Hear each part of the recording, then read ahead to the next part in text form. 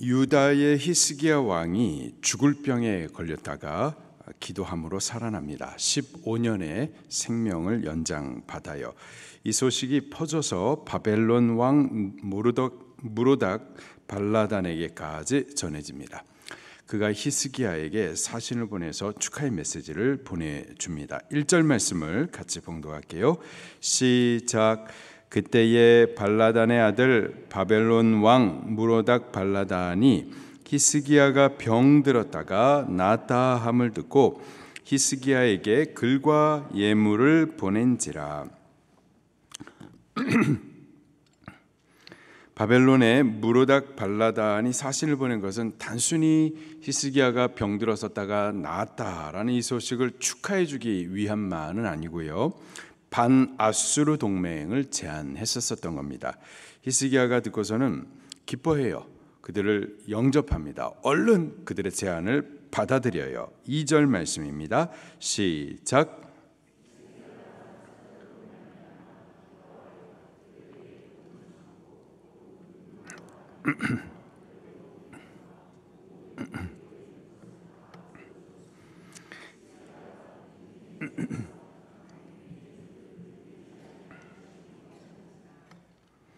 히스기야가 그들에게 자기가 갖고 있는 모든 보물 창고, 또 무기고 문을 열어가지고 다 보여줍니다.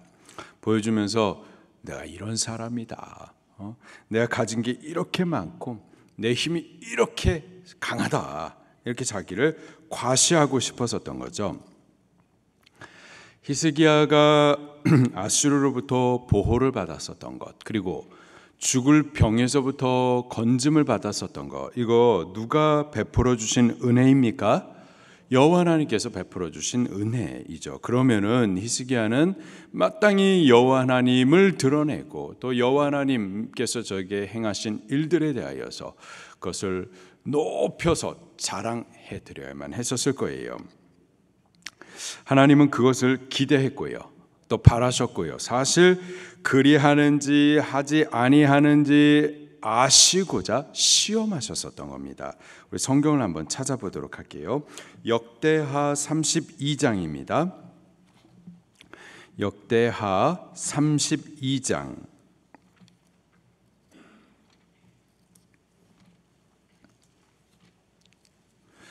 역대하 32장. 동일한 기사를 역대하에서도 기록을 하고 있죠. 역대하 32장 말씀을 여기다가 책갈피 해 놓으시고 좀 이따가 다시 보도록 할 거예요. 32장 31절 말씀입니다. 역대하 32장 31절 시작. 그러나 바벨론 방백들이 히스기야에게 사신을 보내어 그 땅에서 나타난 이적을 물을 때에 하나님이 히스기야를 떠나시고 그 심중에 있는 것을 다 알고자 하사 무엇을 하셨더라? 시험하셨더라. 왜 시험하셨더라?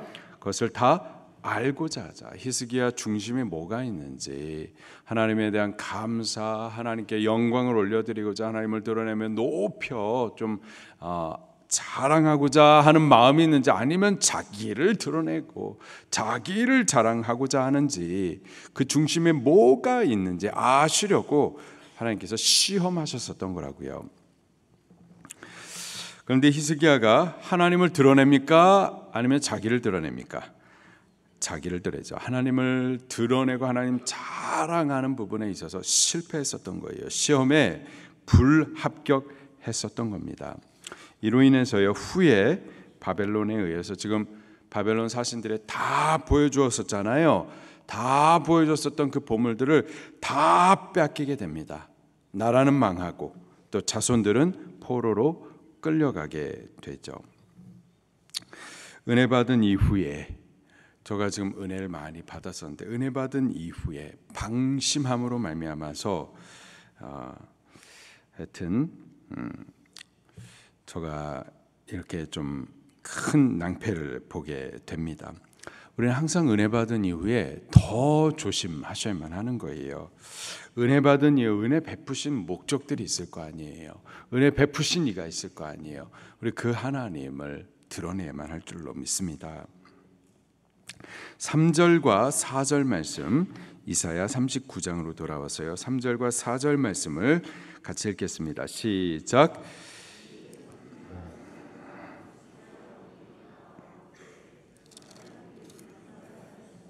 어디서 왕에게 왔나이까 하니 히스기야가 이르되 그들이 원방 곧 바벨론에서 내게 왔나이다 하니라. 이사야가 이르되 그들이 왕의 궁전에서 무엇을 보았나이까 하니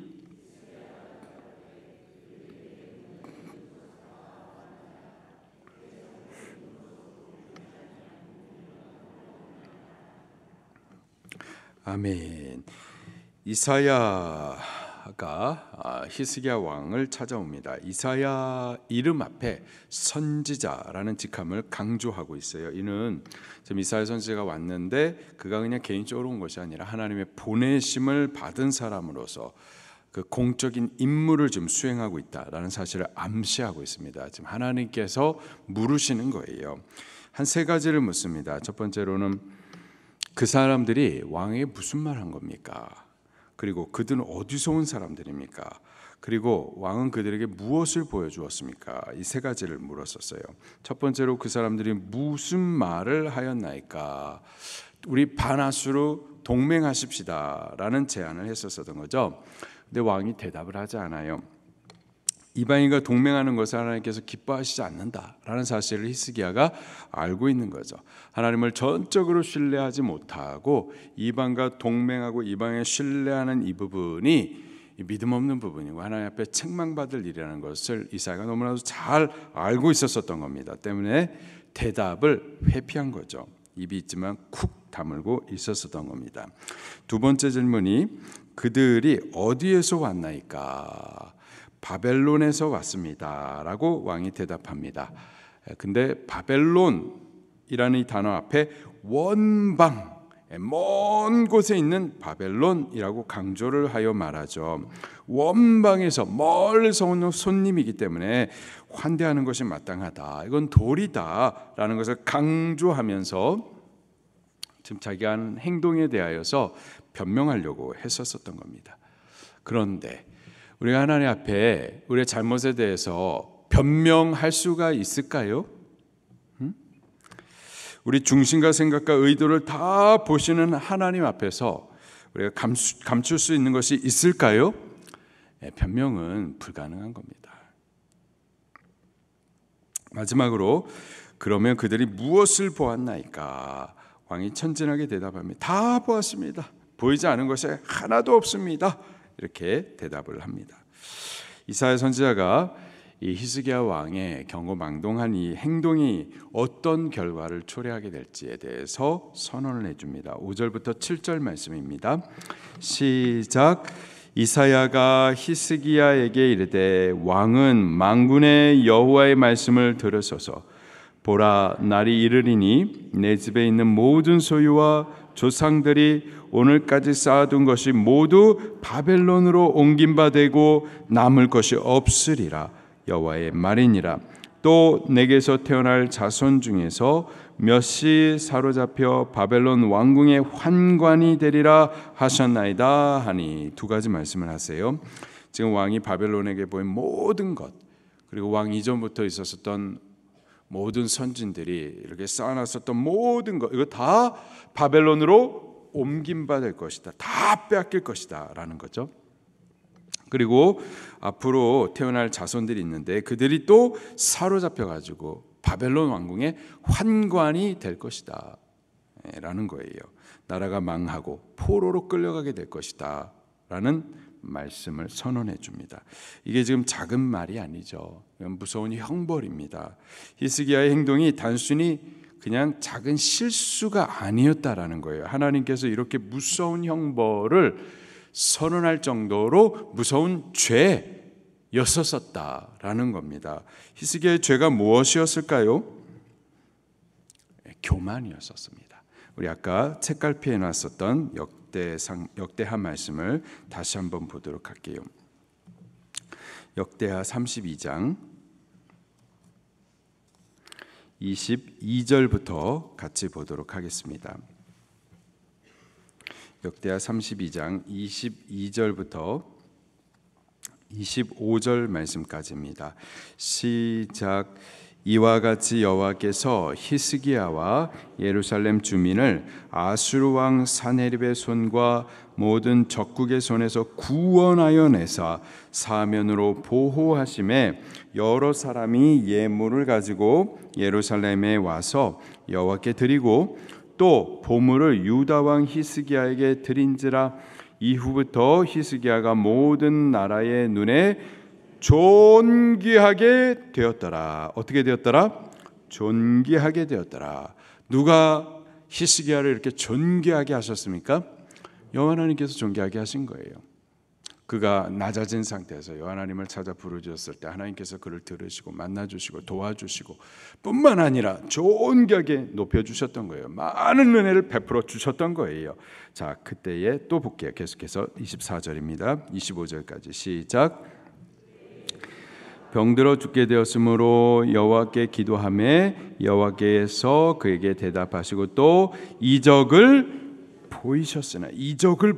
그리고 그의 질병을 낫게 해주시고 그리고 15년의 생명을 연장도 시켜주셨어요. 많은 은혜를 베풀어 주셨던 거예요. 자, 그런데 25절입니다. 시작. 히스기야 마음이 교만하여 그 받은 은혜를 보답하지 아니하므로 진노가 그와 유다와 예루살렘에 내리게 되었더니.